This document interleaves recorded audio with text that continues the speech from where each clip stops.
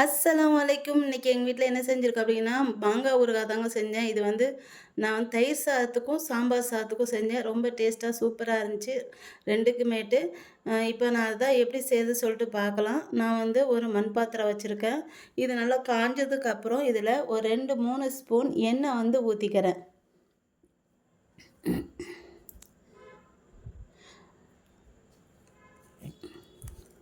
இப்போ எண்ணெய் காஞ்சதுக்கப்புறம் இதில் 1½ ஸ்பூன் கடுகு சேர்த்துக்கங்க. ஒரு அரை ஸ்பூன் வந்து வெந்தயம் வந்து சேர்த்துக்கங்க. சேர்ந்துட்டு இது வந்து தீயை ஹை ஃப்ளேமில் வச்சுட்டு இது பொரியும். லோ ஃப்ளேமில் வச்சுடுங்க. லோ ஃப்ளேமில் வச்சுட்டு இது நல்லா கொஞ்சம் பொரிஞ்சதுக்கப்புறம் இதில் ஒரு 7 பல் பூண்டு வந்து சேர்த்துக்கிறேன் நான் வந்து. இப்போ பூண்டு கொஞ்சமாக பொரியணும். அதாவது ரொம்ப பொரிஞ்சிட வேண்டாம்.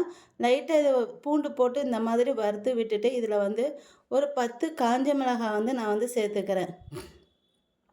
இந்த ஊறுகாய் வந்து ஒரு வாரம் வச்சு வர சாப்பிட்லாம். இல்லை ஃப்ரிட்ஜில் எடுத்து வச்சுக்கிறோங்க. எவ்வளோ நாள்னாலும் இருக்கும். இப்போ இதை ஒரு 10 காஞ்ச மிளகாய் வந்து சேர்த்துடலாம். சேர்த்துட்டு லோ ஃப்ளேமில் வச்சுட்டு இந்த காஞ்ச மிளகாயும் வறுத்துக்கணும். மிளகாய் வந்து சட்டுன்னு கரிஞ்சிராமல் பார்த்துக்கோங்க. இப்போ இதில் ஒரு அரை கைப்பிடி கருவேப்பிலை வந்து சேர்த்துக்கிறேன். இப்போ இதையும் சேர்த்து வறுத்துட்டு உடனே ஸ்டவ் வந்து ஆஃப் பண்ணிடலாம். ஆஃப் பண்ணிவிட்டு இதை வந்து நல்லா 1-2 ஆட்டு வந்து பொடி பண்ணி எடுத்துக்கணும். ரொம்ப நைஸாக பொடி பண்ணிடக்கூடாது. 1-2 பொடி பண்ணி எடுத்துக்கணும். இப்போ பாருங்கள், இது எல்லாமே நல்லா வறுபட்டுருச்சு. இப்போ இதை எடுத்து ஆற வச்சிடலாம். இப்போ ஆற வச்சு பொடி பண்ணிக்கலாம். இந்த பாருங்கள், இது பொடி பண்ணியாச்சு. இந்த மாதிரி கொரப்பாக பொடி பண்ணி எடுத்துக்கோங்க. இப்போ ஊறுகாய் எப்படி செய்கிறது அப்படின்னு சொல்லிட்டு பார்க்கலாம். நான் திரும்ப இதில் கொஞ்சம் எண்ணெய் இருக்குது. இதோடு இன்னும் கொஞ்சம் எண்ணெய் வந்து ஊற்றிக்கிறேன். அது கொஞ்சம் எண்ணெய் அதிகமாக இருந்தால் சீக்கிரம் வந்து ஊறுகாய் வந்து கெட்டு போகாது. அதுக்காக வேண்டி எண்ணெய் வந்து நான் கூட இன்னும் கொஞ்சம் ஊற்றிக்கிறேன். நல்லெண்ணெய் இருந்தால் இன்னும் நல்லாயிருக்கும். நான் வந்து நல்லெண்ணெய் ஊற்றலை, சன்ஃப்ளவர் ஆயில் தான் ஊற்றிருக்கேன். இப்போ இது காஞ்சதுக்கப்புறம் இதில் வந்து மாங்காய், நான் பெரிய மாங்காவாக 2 மாங்காய் எடுத்திருக்கேன். இந்த மாதிரி கட் பண்ணிக்கோங்க. நீளமாக கட் பண்ணிவிட்டு 2ஆக கட் பண்ணிக்கோங்க. கட் பண்ணிவிட்டு இதை சேர்த்துக்கோங்க.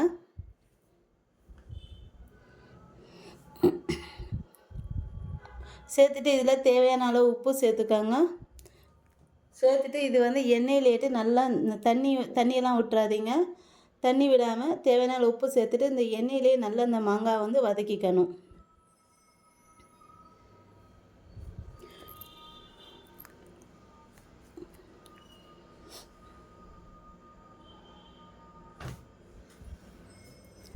இந்த வதக்கிட்டு இந்த மாங்காய் வந்து முக்கால் பதம் வந்து வெந்துடும்.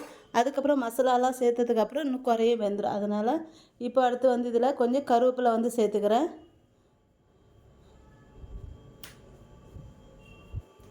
இப்போ இந்த மாங்காய் வந்து கொஞ்சம் நல்லா வெந்துருச்சு. இப்போ இதில் கொஞ்சம் பெருங்காயத்தூள் வந்து சேர்த்துருக்கேன். அடுத்து 1/4 ஸ்பூன் மஞ்சள்தூள் சேர்த்துருக்கேன். அடுத்து வந்து ஒரு 1-2 ஸ்பூன் மிளகாத்தூள் வந்து சேர்த்துக்கிறேன். இல்லை 1 ஸ்பூன் மிளகாத்தூள், 1 ஸ்பூன் காஷ்மீர் வத்தல் வந்து சேர்த்துக்கோங்க. இது ரொம்ப நல்லா கலராக நல்லாயிருக்கும். இப்போ சேர்த்துட்டு இதையும் ஒரு அரை நிமிஷம் எண்ணெயில் நல்லா வதக்கிக்கோங்க. இந்த மசாலாவெல்லாம் சேர்த்துட்டு அடுத்து இதில் வந்து கடைசியாக நம்ம பொடி பண்ணி வச்சுருக்கோம் பார்த்திங்களா, அந்த மசாலா வந்து சேர்த்துடலாம்.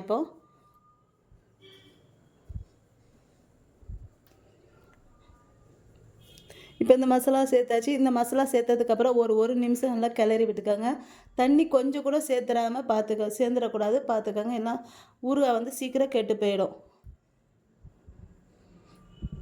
அவ்வளோதாங்க, மாங்காய் ஊறுகாய் வந்து ரெடி ஆயிடுச்சு. இது ரொம்ப டேஸ்ட்டாக சூப்பராக இருந்துச்சு.